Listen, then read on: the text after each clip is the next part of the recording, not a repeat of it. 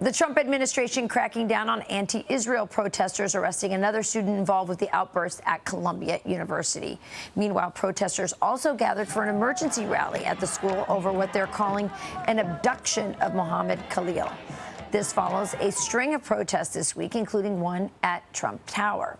Here to react is New York City Councilwoman Vickie Paladino. Vickie, it's so nice to have you here. So nobody is opposed to protests, right? Everybody is entitled to their own opinion. We all believe in free speech. I'm a free speech absolutist. But their protest has crossed over into what? Terrorism. Let's keep it real simple and real clear.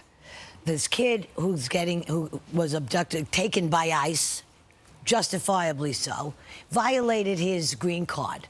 Now, not just that. They're in Columbia, they're raising these kids.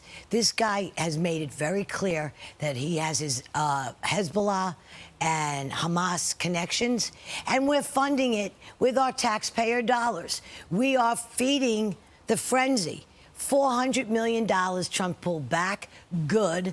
They got a $15 billion endowment that they could live off of for a couple of years. So what are we doing? And does everybody know that 50% of the kids who attend these schools don't come from this country? So how much is actually going on? They've been allowed to do this under absolute, get away with everything. Now it's time to crack down. They know Trump is not messing around, and good for Trump.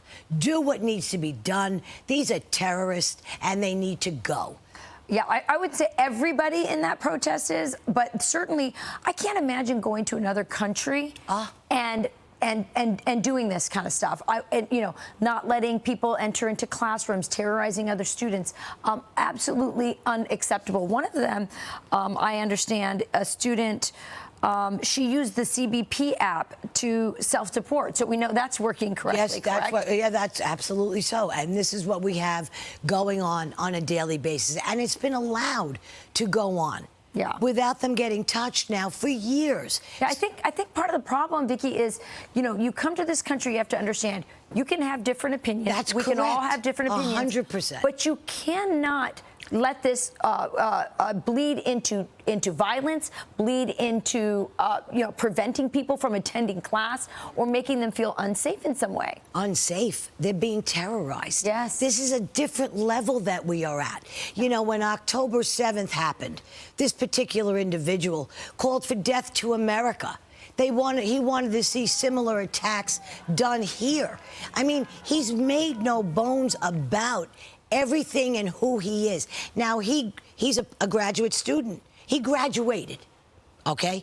He shouldn't even be living there. How is he still living? Yeah, they said some of them have overstayed their visas. Yes, so they're using that to get them out as well. And you know what?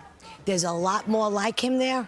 It's time to just, I'm saying, after seeing what they did at Trump Tower, throw the net over these people.